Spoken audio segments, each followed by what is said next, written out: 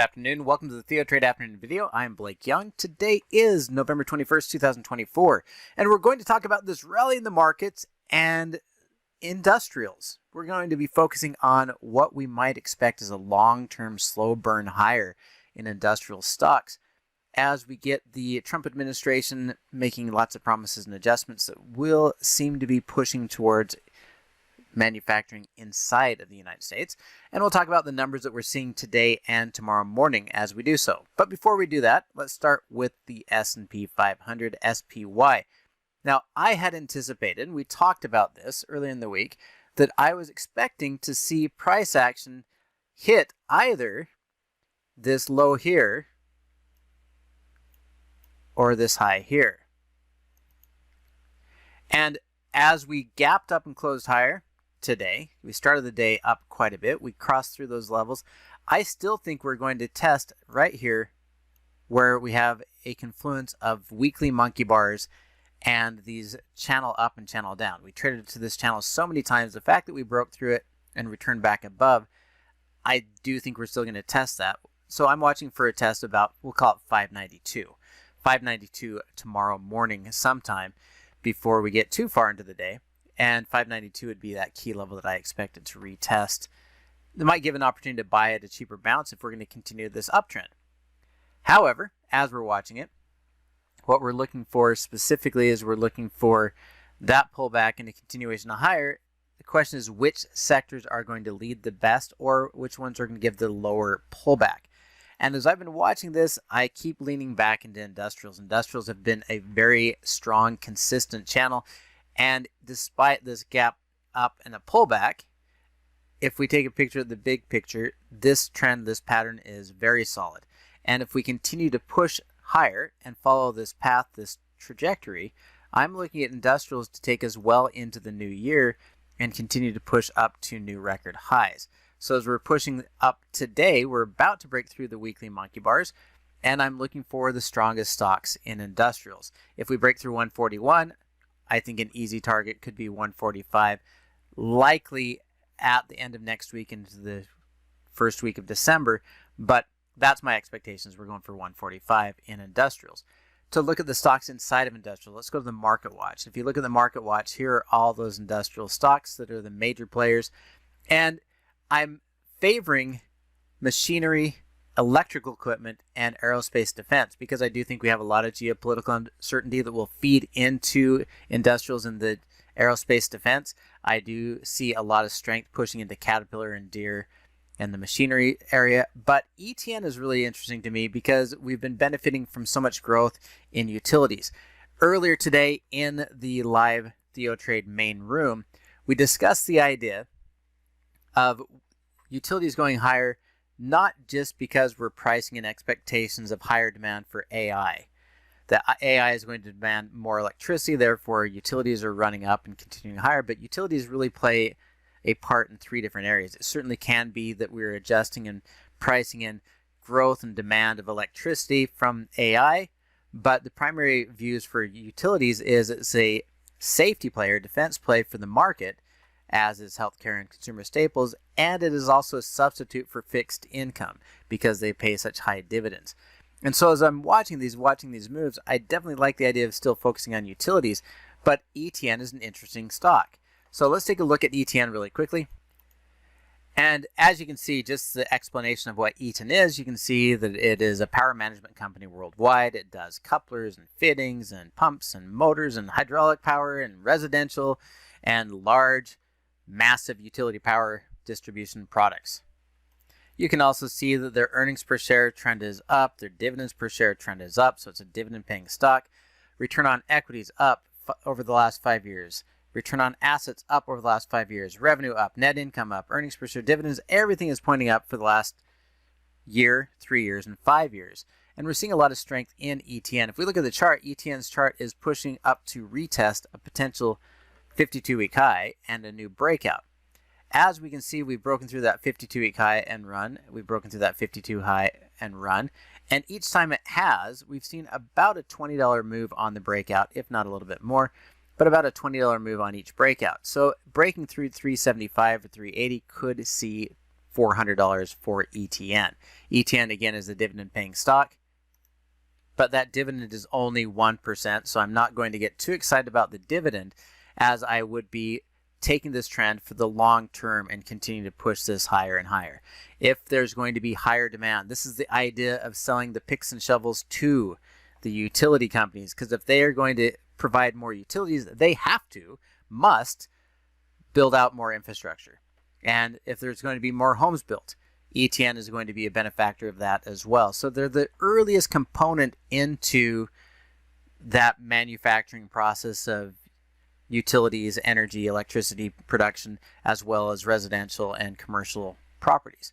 And so it looks really promising to me if we're going to have growth, if we're going to have expansion in the AI sector, in the utility sector, then ETN is going to be a benefactor. But as we're looking at that as well, I'm looking at all the industrials. If we're going to see more manufacturing, more growth, and more stability in those areas, then the industrials are going to work out for us as well. We can go back to XLI, industrials. You can see a great bounce off that low. And again, I do think we're going to go up to 145. Other stocks in this sector, as we're looking at this, let's take a look at Deere and Caterpillar. Deere and Caterpillar will also feed into not just construction, but also into agriculture prices. Today was a massive win. I'm not going to chase Deere after this earnings report, and no pun intended with chasing Deere there. I would say, is Caterpillar going to respond and react the same way? They already had their earnings and they gapped up and faded all the way back down. Is Deere's earnings enough to say, oh, so we didn't need to really fade this? Is Caterpillar going to go back up to 420? I think that's a pretty high likelihood that Caterpillar and Deere continue their uptrends. The fact that Caterpillar has already breathed out after earnings, Caterpillar is likely to follow Deere, as Deere has outperformed well above the 52-week high and pushed out and created what we could call a cup and handle pattern through. And the target I'd be looking for on Deere is about $70 from this low to this high, which means that we're targeting about $490. We've already run up $15 of the $70. So there's still room to move. Maybe let it breathe out to find about 420, 425, and then continue higher. I have 490 on the target up at the top. If you're looking at something more aerospace defense, if we're talking about geopolitical uncertainty, I like RTX, I like Lockheed Martin, but the one that we generally like to look at first is Northrop Group. If you look at Northrop Group, this is discounted a little bit more than some of the others. I like the fact that it's pulled back. Not that saying that we can't continue to pull back, but we've already been up here at 550, 555. We've pulled back and established that this previous high and consolidation is a pretty good defense. So this is a lower cost, lower risk opportunity to step back into something like Northrop Group as a defensive aerospace stock. And today's gap up closed higher. Really, the risk isn't that high to play it down at 490. And if you sold a put at 495 to get into Northrop, 495 will pay you $10. So your cost basis would actually be 485. And if it doesn't move any higher, you still get paid $10 on that stock, which is about 2.5% at the current price. So that would give you the safety down to these lows. Even if you did get assigned and own the stock, you'd be owning it at a cheaper price and have the ability to go from 490 all the way back up to 535, 550, and even potentially 555. But I'd probably look for about 540 on this one. So we're looking for 10 to 15% recovery, and you could get paid 2% for a month just while you wait to see where this is going to go. And as a side note, Lockheed Martin is almost identical as far as the payment percentage. Bigger bullish day, so it might have got a little bit further away, and I'm worried about this overhead because it did push through that same consolidation that we saw in Northrop.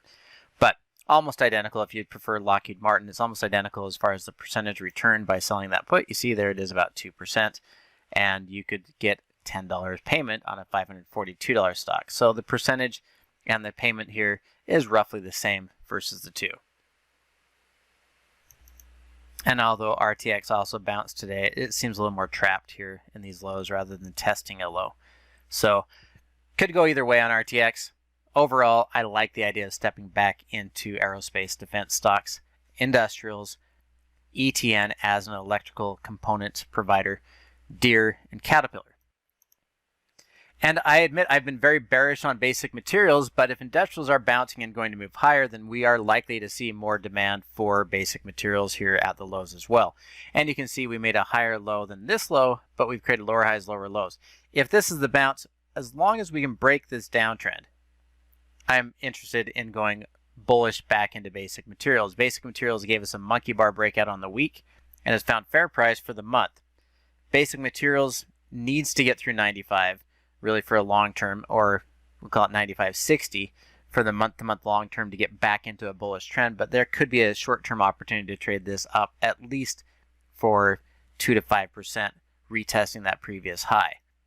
And a couple of larger components inside basic materials would be Linde, and you can see the bounce here is not nearly as aggressive, and my question would still be, have we broken the downtrend? Sherwin-Williams, and this one absolutely is giving you a bullish bounce and reversed off of those lows. If I'm going to pick one, I'm going to pick Sherwin-Williams over Linde.